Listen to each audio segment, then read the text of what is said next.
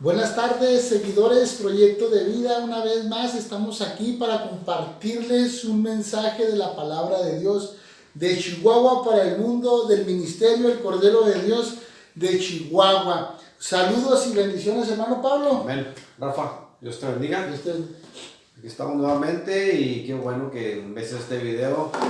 De igual manera, si tienes la manera, compártelo para que otro escuche la palabra y aprenda de ella. No está de más que todos aprendamos, ¿no, Rafa? Amén. Pues a la vez la palabra va a ser bendición para nuestra vida. Y una vez que nosotros aprendamos y la compartimos, pues igual de manera nosotros seremos de bendición para otras personas que no conocen la palabra de Dios. Y es la razón por la cual hacemos estos videos, para que el que no conozca la palabra de Dios la conozca a través de estos videos, y el que ya la conoce, pues para que se goce un poquito y se nutra exactamente, sea bendecido a través de estos temas. Que no quiere decir que nos la sepamos de todas, ¿verdad? Pero lo poco que nosotros sabemos, lo que hemos aprendido, igual lo expresamos, damos gracias a lo que gracia hemos recibido, que para eso hemos sido llamados, para compartir la palabra de Dios, para hablar de Jesucristo.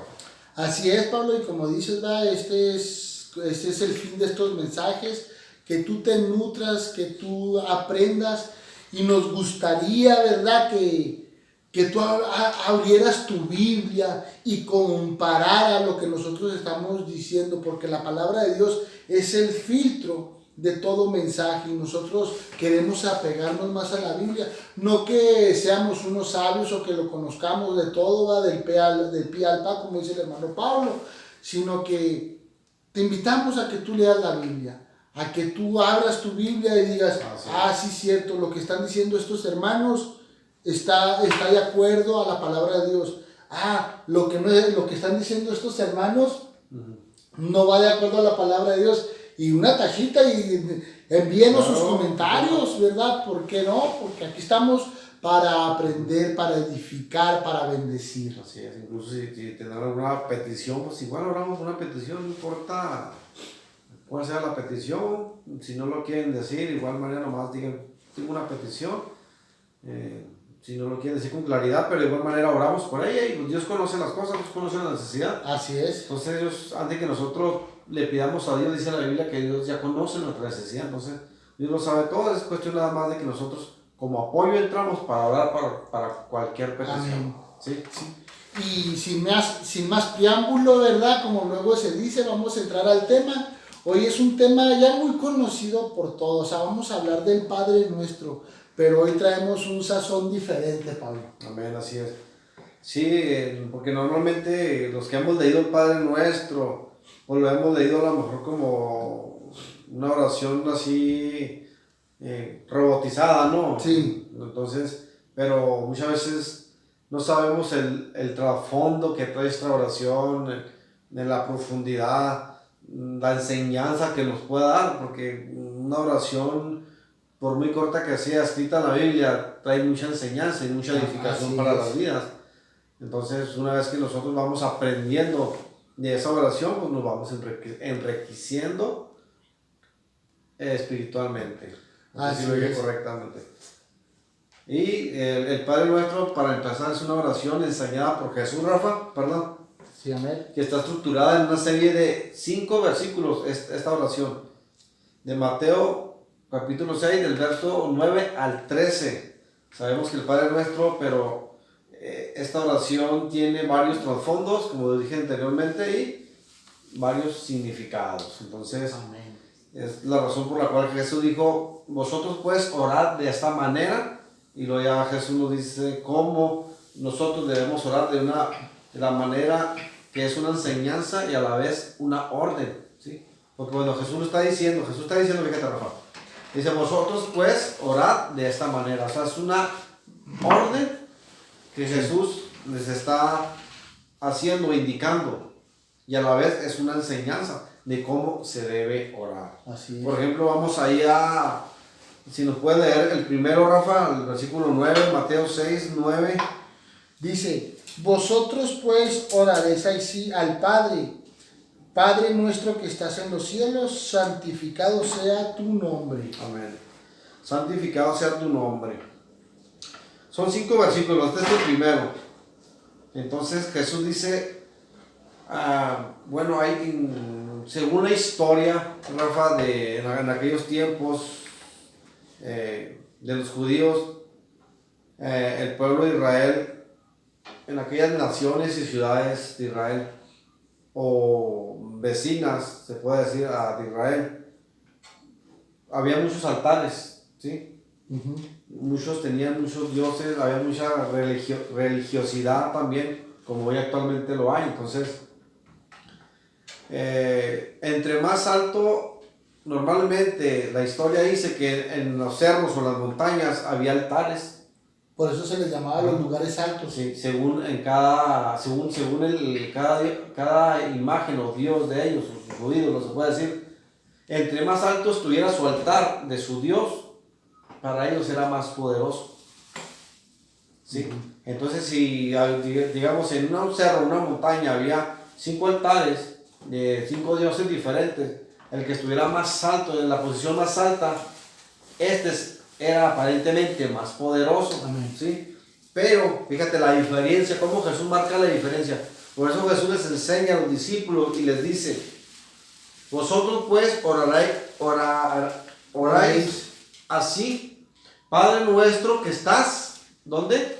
En los cielos, ¿verdad? No está diciendo en la montaña más alta o según donde tú tengas tu Dios. Dice: Padre nuestro que estás en los cielos, santificado sea tu nombre. Es la razón por la cual Jesús enseña a los discípulos, para que ellos irlos ubicando de cómo deben de orar.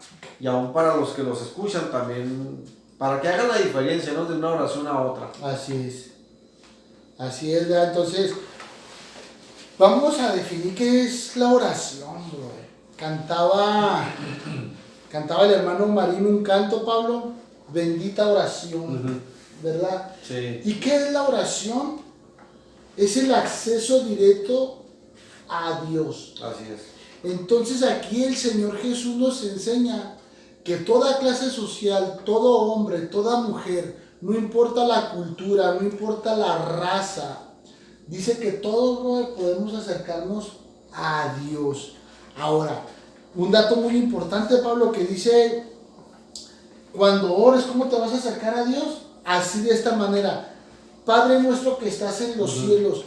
¿Qué son los cielos, bro? Es la expansión que todo lo cubre.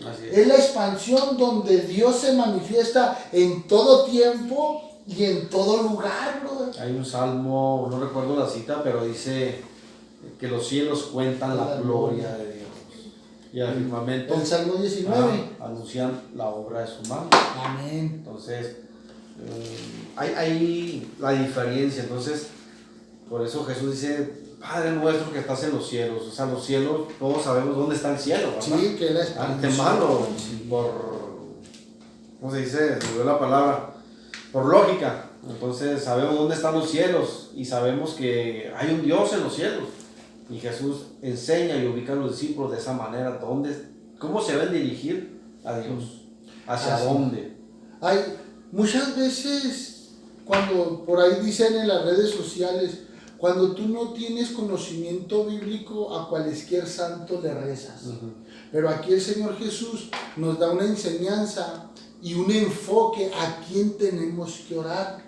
Al Padre, al Creador del cielo y de la tierra, aquel que lo puede, aquel que cubre todo, aquel que no ignora tus adversidades, aquel que no ignora tus enfermedades. Dice: enfócate, busca a Dios, busca al Padre que está en los cielos, aquel que hizo la expansión y que todo lo cubre. Amén. Ahora fíjate un dato muy curioso, Pablo. ¿Cómo empieza la adoración primero? Cuando tú buscas, empieza una adoración, porque empieza a decir: santificado sea tu nombre. O sea que el Señor Jesús dice: mira, ya no busques a tantos hombres, ya no busques a pequeñas divinidades como intercesoras. Busca al Padre, al Creador, antes que las criaturas.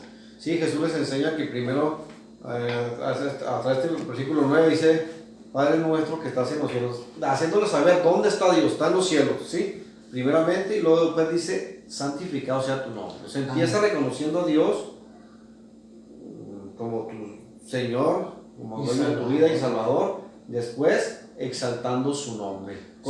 Con una exaltación primeramente, glorificándolo de esa manera. Sí, porque en esta oración, Pablo, comienza con este extracto donde se hace una glorificación a Dios y a su Hijo y a su reino. Es decir, que antes que una oración, lo primero que se hace es una glorificación, es una exaltación, es un extracto, brother. Porque muchas veces nosotros, brother, ¿cuántas veces tenemos o hacemos notar que tenemos unas rodillas de resorte, brother?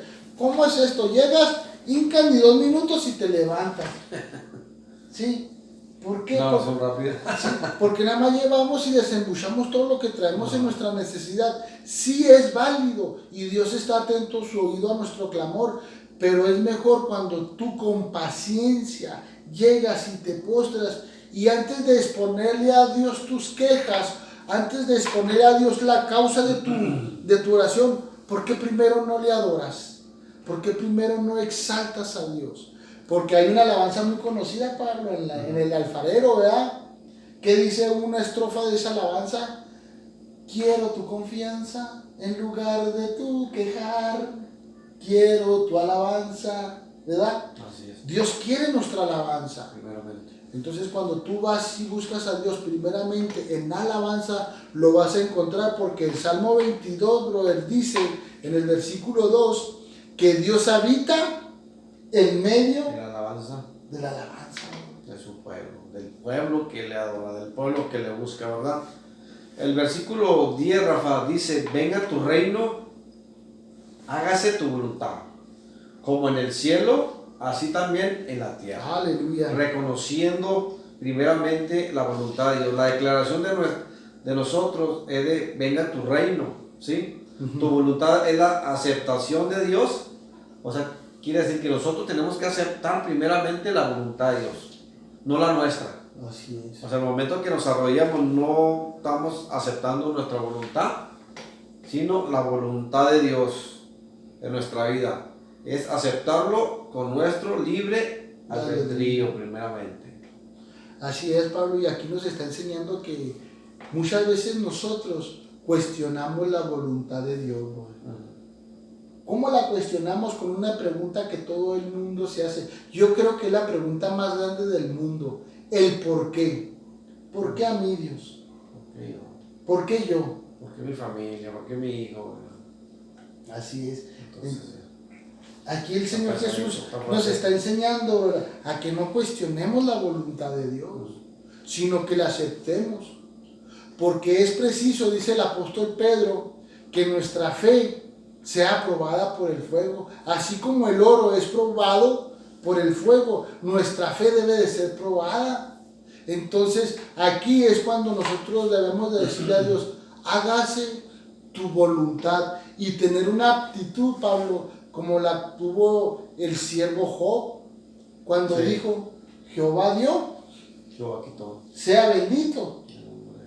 Reconociendo, claro, reconociendo primeramente la voluntad de Dios. O sea, diciendo, pues es la voluntad de Dios, no se puede hacer nada, ¿no? Así es. Entonces, es lo padre, ¿no? De que reconozcamos la voluntad de Dios, porque, o sea, si nos hincamos a orar y no aceptamos la voluntad de Dios, entonces, pues nuestra oración prácticamente no. Así es. Yo pienso, ¿verdad? No es válida, o sea, no es bien recibida, porque, pues, no está reconociendo la voluntad de Dios. Y primeramente se tiene que reconocer en el cielo como aquí en la tierra. Es lo que dice este versículo 10. Así es. Hoy anda una corriente doctrinal muy peligrosa y muy errada, brother. Diciendo, ¿Cuál es? Los que dicen, tú eres una princesa de Dios, ya no puedes, ya no debes llorar. Oye, tú eres un siervo de Dios, ya no debes de vivir en la miseria, porque si vives en la miseria, porque si vives en la pobreza, estás en pecado. Entonces, eso es una doctrina totalmente errada y sacada de contexto, bro, bíblico. Es sacada del corazón del hombre, más bien. Si vemos en la historia bíblica que los santos hombres de Dios fueron perseguidos, tuvieron hambre, tuvieron persecución, fueron muertos por espadas, fueron muertos por golpes, fueron apedreados, tanto dice el escritor de Hebreos, en el capítulo 11, que dice que el mundo no era digno de tenerlos. Hombres que lloraron, brother. Tenemos, por ejemplo, al profeta Jeremías, al profeta Ezequiel. ¿Sí me explico? Entonces, yo no sé por qué hoy en día sale esa corriente y decir, no debes de aceptar un reto a la vida. Tú tienes que vivir de victoria en victoria y de poder en poder. Sí, estoy de acuerdo, pero ¿cuándo lo vives? Cuando tú aceptas la voluntad de Dios. Porque a veces la voluntad de Dios es permisible y pasamos por un proceso de enfermedad. Sí, de prueba, de muchas cosas, de aflicción. Amén. O sea que si se te muere un familiar directo, no vas a llorar, tienes que llorar. O sea, si lo amas, lo quieres, pues obviamente tu carne se va a afligir, tu corazón se va a doler y tienes que llorar, o sea, tienes que estar triste, o sea, no todo va a ser gozo. ¿Sí me explico? Amén. O sea, y eso no quiere decir que pierdas la salvación o las bendiciones de Dios, no, o sea, como dices tú, o sea, pues está mal, ¿no? Pasamos todos por un proceso y esos procesos nos ayudan, pero para aprender y crecer muchas veces. ¿Sí? Así es, Pablo. Y fíjate, esta enseñanza que nos da el Señor Jesús aquí en el capítulo 6 de Mateo, nos la da y el Señor Jesús la practicó capítulos más adelante, cuando el Señor estaba en el Getsemaní, brother. Porque fíjate, dice la Biblia, cuando Jesús estaba en el Getsemaní, dice que enseñó a Jacobo, a Pedro y a Juan y le dijo, vengan, acompáñenme a orar, porque mi alma está turbada. El Señor Jesús sabía lo que le esperaba, pero en su aflicción, en su miedo, en su temor, el Señor Jesús tenía que ir a buscar al Padre. ¿Pero cómo? En una oración. Y dice que ahí en esa oración, dice que su sudor era como gotas de sangre, brother. Pero fíjate la oración de Jesús en ese momento. Padre, si es posible que pase de mí esta copa, pásala, pero no se haga como yo quiera, sino hágase tu voluntad. Reconociendo al Padre primeramente. Hágase. Y aquí el Señor Jesús, bro, estaba poniendo en práctica lo que nos había enseñado, bro. Así es. Qué tremendo es esto, Sí, incluso vemos cuando llora también, cuando ¿cómo se llama? Muere olvídame. Lázaro. Sí, cuando se conmovió en su espíritu. Sí, entonces, pues, ¿cómo ahora nos pueden decir que no lloremos? Así es. Que no podemos estar tristes. La enseñanza que dice el hermano Pablo está en San Juan capítulo 11 y la enseñanza que les digo del Getsemaní está en Mateo capítulo 26 del 36 en adelante, ¿verdad? Así es. Entonces vemos aquí que primeramente pues tenemos que aceptar la voluntad de Dios, tanto en el cielo como en la tierra, Rafa. Versículo 11, Rafa, ¿qué nos dice? Perdón, en el versículo 11 del capítulo 6 de Mateo. Mismo del Padre Nuestro. Sí. Dice, el pan nuestro de cada día, dánoslo hoy. La primera petición, Pablo, es la provisión de alimentos diarios. La primera. O sea que si te hincas no vas a empezar pidiéndole primero. Jesús dijo, orar de esta manera. Padre nuestro que estás en los cielos. La exaltación. Y los santificado sea tu nombre. Reconociéndolo, exaltándolo, glorificándolo y después reconociendo que se haga su voluntad. ¿Sí? Reconociendo el señorío de Cristo. Y como tercero, pues ya viene lo que es la primera petición dentro de esa oración. El pan nuestro de cada día, dámoslo. O sea que es válido, si Jesús lo enseñó, pues es válido que en tu oración le pidas a Dios por tu necesidad. Si es económica, si es por alimento, si es por salud, por la familia, por ti mismo, si es por un negocio, te quieres poner y lo quieres poner en las manos de Dios, es válido ponerlo, ¿verdad? Es válido decirle al Señor, pues, orar por esa petición, porque podemos orar sin pedir, sin exponer alguna petición, sí se puede, pero también es válido que pongamos alguna petición, que las pongamos ahí, es válido también. Así es, ¿verdad?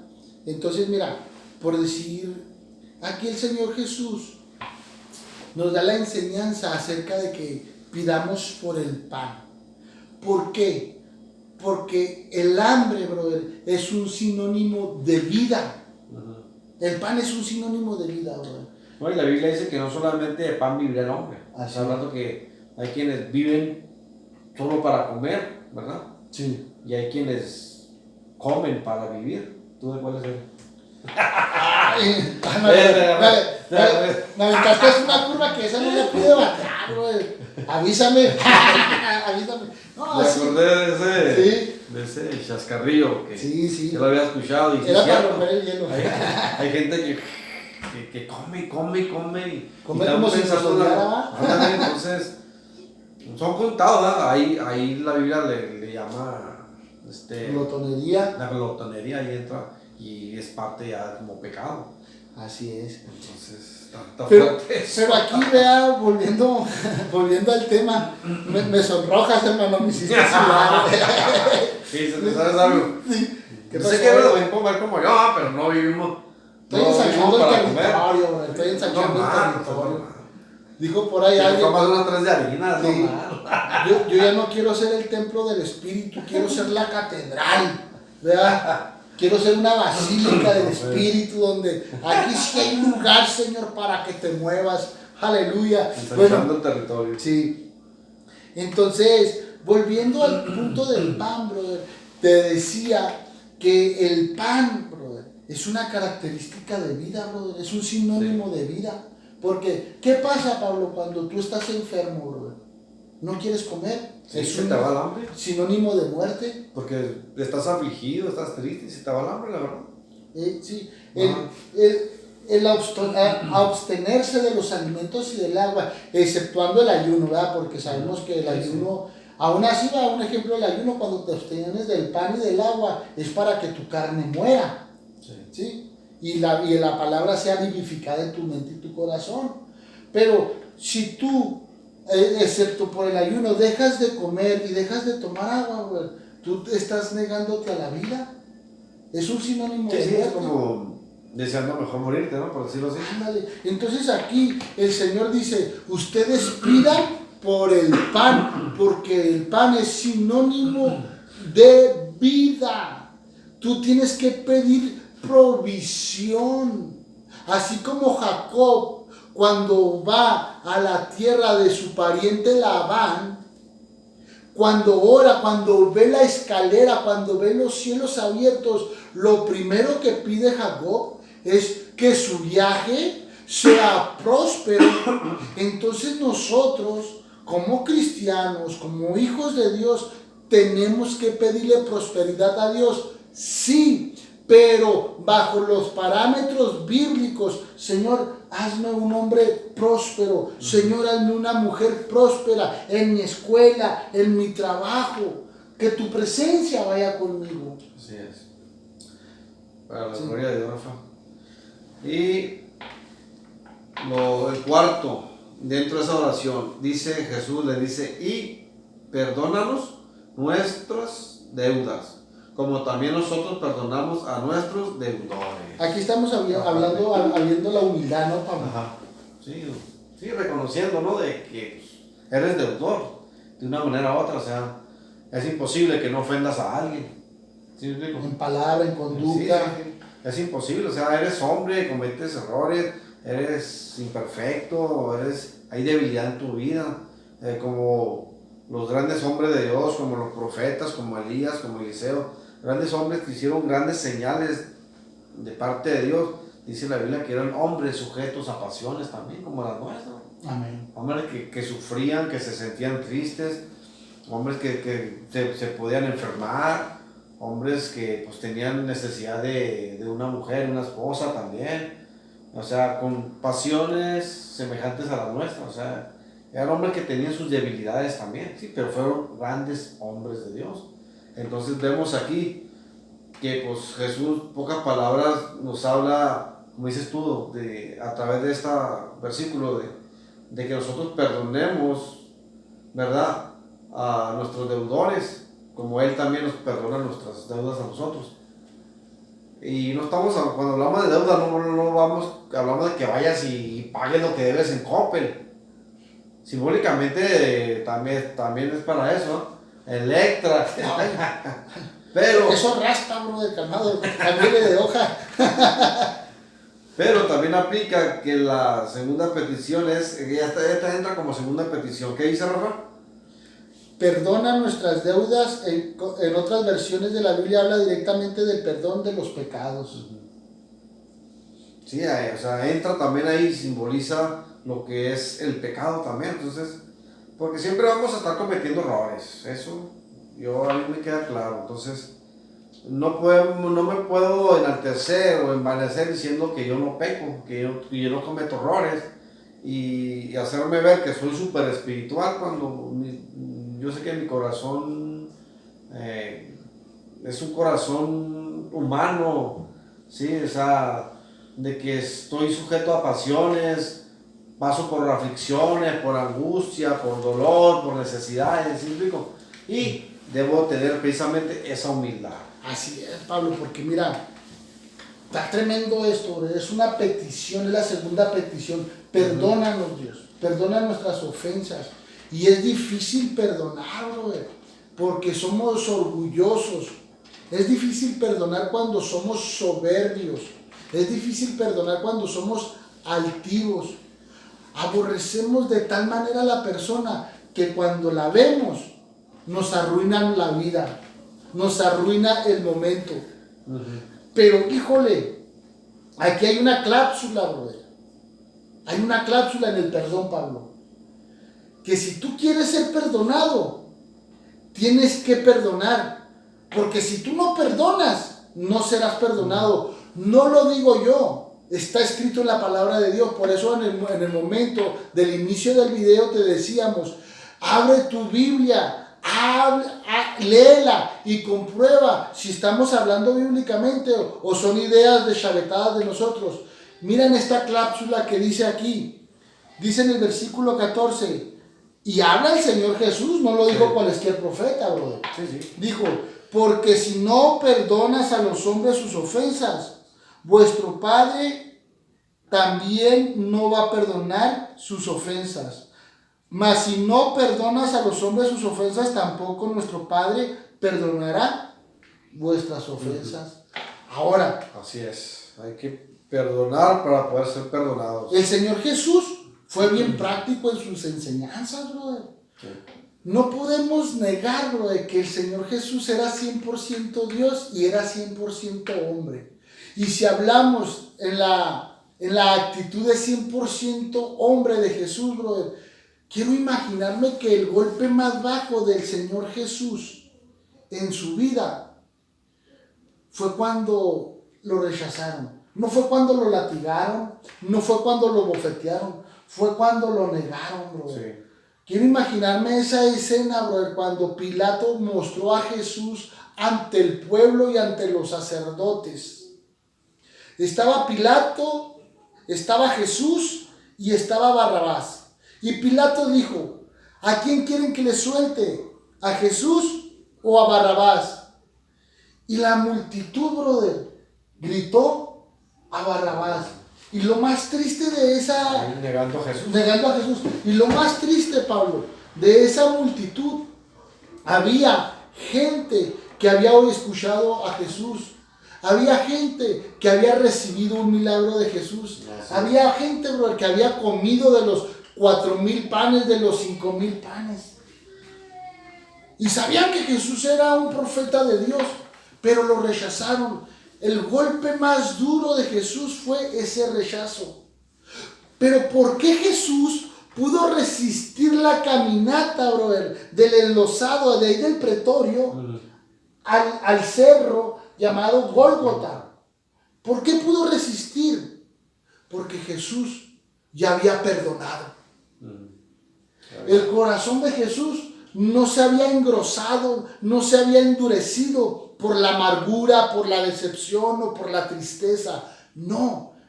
Jesús pudo ir a caminar hasta allá y soportó esos latigazos y soportó ese arduo caminar hasta el Calvario porque el corazón de Jesús ya nos había perdonado. Entonces nos da esa enseñanza. Nos da esa enseñanza cuando le dijo al Padre, Padre, perdónales. Que no saben lo que hacen. Porque no saben lo que hacen exactamente, Pablo. Entonces aquí el Señor dice, si tú quieres que Dios te perdone tus deudas, tú también perdona a los que te han ofendido, Así es. a los que te han decepcionado. No es fácil, pero no es imposible. ¿Sí? Ahora, volvemos a lo mismo. Pero si tú no perdonas, Pablo, aquí está escrito, Sí. Dios no te va a perdonar. Sí, tenemos No hay saque. Tenemos que amar. Y el amar, pues, lleva consigo el fruto de perdonar. ¿No? Para poder perdonar tenemos que amar primero. ¿Sí? Y el que no ama, dice la Biblia, pues que no ha conocido a Dios, porque Dios es amor. Porque Jesús nos amó, nos perdonó. O sea, ¿quiénes somos nosotros para juzgar, Rafa? Para criticar a los demás. Pues somos otro criticón más. Así de sencillo. Así es. Pero no somos nadie, ¿no? Para hacerlo. O sea, no tenemos, digamos, derecho de hacerlo. Sí. ¿Y sabes Ni cómo? la obligación. Así es. ¿Y sabes cómo nos justificamos nosotros o erramos, brother? Cuando muchas veces viene el hermano y nos pide perdón y le decimos nosotros erróneamente, no, brother, pídale perdón a Dios porque yo no soy nadie para perdonar. Quiere decir, brother, que ese corazón está amargado, que ese corazón está orgulloso y ese corazón está soberbio. Sí, tú eres alguien para perdonar. Eres una persona que fue ofendida. Eres una persona que fuiste defraudada. Fuiste una persona que fuiste estafada. Por lo tanto, sí tienes que perdonar, porque aquí dice el Padre nuestro: Padre, perdónanos como también nosotros perdonaremos a los que nos ofenden. No habla, ahorita es muy común la disculpa. Aquí no habla de una disculpa, habla de perdonar. A veces son muy dados o muy común de decir, discúlpame, la regué, discúlpame. O sea, a veces se nos hace más fácil pedir una disculpa que perdón, y no es lo mismo. Amén. Una disculpa pues cualquiera lo puede hacer, pero perdonar no cualquiera perdona. Es más difícil que te salga el perdón, ¿sí? Que la disculpa pues te fluye sola, ¿sí? Y a cualquiera se lo puede decir, pero que perdones a alguien, pues ya el perdón son palabras mayores. Así Por es. eso Jesús dijo que perdonemos como Él nos ha perdonado. Versículo 5, Rafael, de esa oración, ¿qué nos dice? Dice, Verso 13, perdón. Dice, y no, es el punto 5 del versículo 13, vamos a verlo, dice, y no nos metas en la tentación, mas líbranos del mal, porque tuyo es el reino, el poder y la gloria por todos los siglos. Amén. Amén. No nos metas en tentación. Esta es la tercera petición, Pablo. Ajá. No nos metas en la tentación. Es decir, que nos dé las fuerzas para resistir lo que sobreviene al día a día. Así es. Así es cuando dice, líbranos de todo mal. Es decir, que nosotros dependemos totalmente de Dios, bro. Totalmente. Líbranos de todo mal. Porque el Señor Jesús experimentó tantas cosas, brother, que estaba profetizado que uno de sus mejores amigos lo iba a traicionar. Muchas veces, mira, Pablo, pasamos por alto la vida de Judas. ¿Sí? ¿Qué tan íntimo era de Jesús, brother? Era su confianza porque... ¿Era el tesorero? Era el tesorero. Y para que le tengas confianza a alguien, no cualquiera. Además, en cualquier empleo, un tesorero, alguien que maneje finanzas, no cualquiera se le puede dar ese cargo. No cualquiera. Yo digo que siempre donde hay dinero hay problemas, brother. Sí, siempre. Porque el amor al dinero. La raíz de todos los males, dice la Biblia, está escrito en la Biblia. Sí. Ahora fíjate, yo en lo personal, ¿verdad? Y conforme la palabra me lo enseña, en una relación íntima había tres hombres que la Biblia nos lo declara, que es Pedro, Sí. Jacobo y Juan. A Judas no lo menciona, pero dice el libro de los Salmos hablando de Judas, mi amigo, mi íntimo, el que comía de mi plato, alzó su mano contra mí. Fíjate, yo pongo a Judas en la misma confianza de Juan, el discípulo amado. Porque mira, Juan en la confianza, brother, se recostaba en el pecho de Jesús. Pero Judas iba más allá. Metía su pedazo de pan, mojaba en el plato de Jesús. Es como cuando estás comiendo tú y viene tu hijo y agarra tu plato con esa confianza. Qué tremendo, ¿eh? Sí. Y ya siendo ya personas adultas, ya jóvenes adultos, entonces se la pasas a un niño todavía, ¿no? Pero ya más adulto. Sí, ándale. Entonces, yo a veces quiero agarrarle a mi esposa y no me deja de su plato, me pega. No, este es mío, va a estar tuyo. Le digo, ay, no es. Acá, le digo. Vamos a sacarle y agarrar a las esposas, ¿no? Sí, Porque no, después nos dejan sin cenar y nos mandan sin lonche. Vamos a darle vuelta a la hoja. Bueno, el punto es de que no sabes de dónde va a venir el mal. Tu íntimo amigo te puede dar un revés, puede traicionar tu confianza, se puede meter con tu familia, puede sacar lo más malo y perverso de ti. Por eso el Señor Jesús dice, no nos metas en la tentación. Sí, no, y líbranos de todo mal. Aquí en esta tercera petición, brother, es de que Dios nos va a dar las fuerzas para resistir el día malo.